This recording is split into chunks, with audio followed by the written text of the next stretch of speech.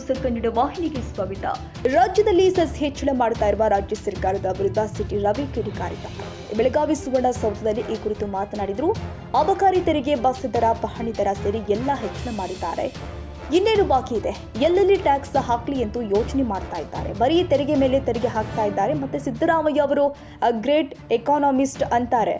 ಹಿಂದೆ ಔರಂಗಜೇಬ್ ಮುಸ್ಲಿಮೇತರಿಗೆ ಜಿಜಿಯಾ ತಲೆಗಂದಾಯ ಹಾಕ್ತಾ ಇದ್ದ ಹಾಗೆ ನೀವು ತಲೆಗಂದಾಯ ಹಾಕಿಬಿಡಿ, ನಿಮಗೂ ಹಿಂದುತ್ವ ಅಂದ್ರೆ ಅಷ್ಟಕ್ಕಷ್ಟೇ, ಆ ಕೀರ್ತಿನೂ ನಿಮಗೆ ಬರಲಿ. ಇಷ್ಟೆಲ್ಲ ತೆರಿಗೆ ಹಾಕಿದ ಮೇಲೂ ಹಾಲು ಉತ್ಪಾದಕರಿಗೆ ಕೊಡ್ತಾ ಇದ್ದ ಸಬ್ಸಿಡಿ ಕೊಟ್ಟಿಲ್ಲ. ಅಂತ್ಯ ಸಂಸ್ಕಾರಕ್ಕೆ 5,000 ಕೊಡೋದನ್ನು ನಿಲ್ಲಿಸಿದ್ದಾರೆ.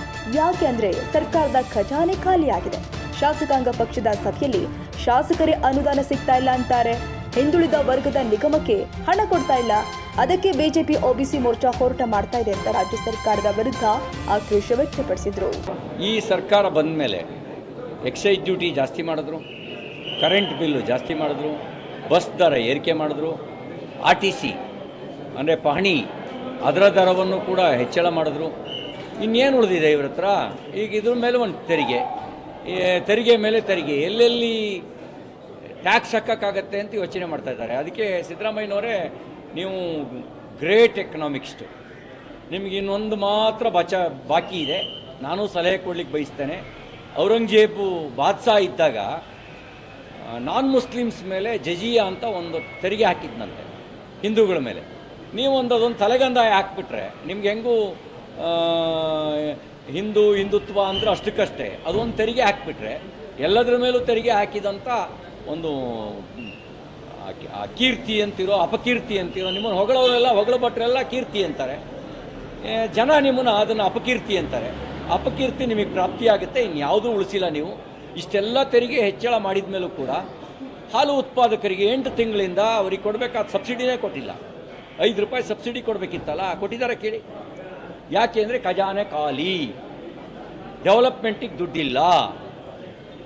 BJP MLAಗಳು ಡೆಲಿಗೇಷನ್ ಹೋಗಿ ಅಭಿವೃದ್ಧಿಗೆ ಹಣ ಕೊಡಿ ಅಂತ ಕೇಳೋದು ಮಾತ್ರ ಅಲ್ಲ, ಕಾಂಗ್ರೆಸ್ ಶಾಸಕಾಂಗ ಪಕ್ಷದ ಸಭೆಯಲ್ಲಿ ಕಾಂಗ್ರೆಸ್ MLAಗಳು ಹೋಗಿ ಪ್ರಶ್ನೆ ಮಾಡಿದ್ರು, ನಾವು ಹೆಂಗೆ ಮುಖ ತೋರಿಸೋದು ಜನರಿಗೆ? ನಾವು ಅಭಿವೃದ್ಧಿಗೆ ನೀವು ಹಣ ಕೊಡದೇ ಇದ್ದರೆ ನಾವೆಂಗೆ ಮುಖ ತೋರಿಸೋದು ಅಂತ ಅವರೇ ಜನ ಪ್ರಶ್ನೆ ಕೇಳಿದ್ರೆ ನಾವೇನು ಉತ್ತರ ಕೊಡೋದು ಅಂತ ಶಾಸಕಾಂಗ ಪಕ್ಷದ ಸಭೆಯಲ್ಲಿ ಕೇಳ್ತಾರೆ. ಅಂದರೆ ಈ ಸರ್ಕಾರದ ಪರಿಸ್ಥಿತಿಗೆ ಇದಕ್ಕಿಂತ ಕನ್ನಡಿ ಹಿಡಿಬೇಕಾದ ಅವಶ್ಯಕತೆ ಇಲ್ಲ. ಖಜಾನೆ ಖಾಲಿ, ಅಭಿವೃದ್ಧಿ ಗೋತ, ಮಿಲ್ಕ್ ಪ್ರೊಡ್ಯೂಸರ್ಸಿಗೆ, ಹಾಲು ಉತ್ಪಾದಕರಿಗೆ ಸಬ್ಸಿಡಿ ಕೊಡೋ ಯೋಗ್ಯತೆ ಇಲ್ಲ. ಅಷ್ಟು ಮಾತ್ರ ಅಲ್ಲ, ಅಂತ್ಯ ಸಂಸ್ಕಾರಕ್ಕೆ BJP ಸರ್ಕಾರ ಇದ್ದಾಗ 5,000 ರೂಪಾಯಿ ಕೊಡ್ತಿತ್ತಲ್ಲ, ಅದನ್ನೂ ನಿಲ್ಲಿಸಿದ್ದಾರೆ ಅಂತ್ಯ ಸಂಸ್ಕಾರಕ್ಕೆ.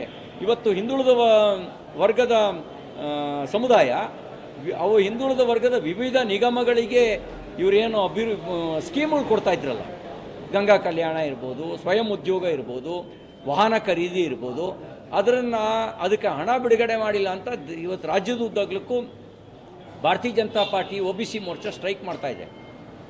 ಅಂದರೆ ನೀವು ಅಲೆಮಾರಿ ಸಮುದಾಯಕ್ಕೆ ಹೋದ್ಸರಿ ನಾವು 150 ಕೋಟಿ ಕೊಟ್ಟಿದ್ವಿ, 1 ರೂಪಾಯಿ ಕೂಡ ಕೊಟ್ಟಿಲ್ಲ. ಇದು ಈ ಪರಿಸ್ಥಿತಿ. ಇದು ಇಷ್ಟಾದಮೇಲೂ ಕೂಡ our Siddaramaiah, he is one of the great economist. ಚುನಾವಣೆಗಿಂತ ಮುಂಚೆ ಪ್ರಚಾರದಲ್ಲಿ ಬೆಲೆ ಏರಿಕೆ ವಿರುದ್ಧ ಮಾತಾಡಿದ ಸರ್ಕಾರ ಈಗ ಒಂದೊಂದೇ ಬೆಲೆ ಏರಿಕೆ ಎದುರಿಸ್ಕೊಂಡು ಬರ್ತಾ ಇದೆ.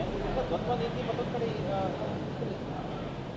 ಅದೇ ಹೇಳಿದ್ನಲ್ಲ, ಹೇಳೋದೊಂದು ಮಾಡೋದೊಂದು.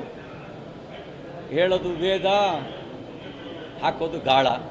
ಹಾಗಾಗಿ ಎಲ್ಲ ಬೆಲೆ ಏರಿಸಿದ್ರ ಮೇಲೂ ಅಭಿವೃದ್ಧಿಗೆ ಹಣ ಇಲ್ಲ. ಇದು ಪರಿಸ್ಥಿತಿ.